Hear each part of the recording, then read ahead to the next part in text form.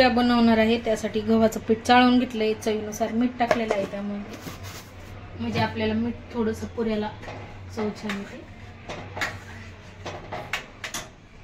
आता मळून घ्यायचंय पीठ. तर घरचे गहू असले आणि पीठ पण छान दळून दिलं तर पोळ्या पुऱ्या छान येतात.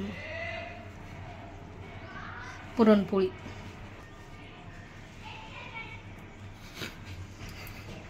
तर छान मळून घ्यायची कणिक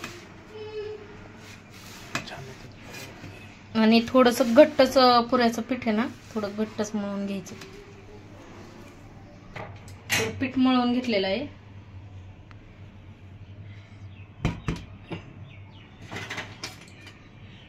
तेल तापायला ठेवलेलं आहे पुऱ्यासाठी.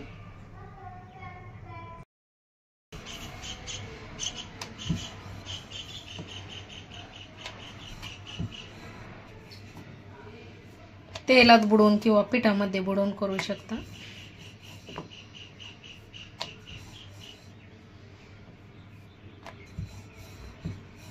तेलामध्ये पुरी टाकलेली आहे.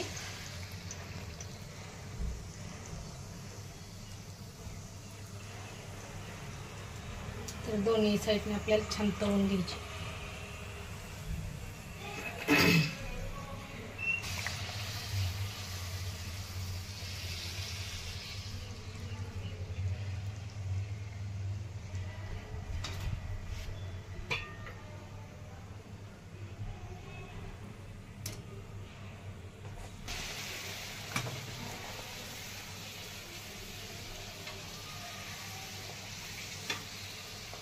तर दोन्ही साईडने छान पुऱ्या अशा तळून घ्यायच्या. आता सगळ्याच पुऱ्या मी अशा बनवून घेते.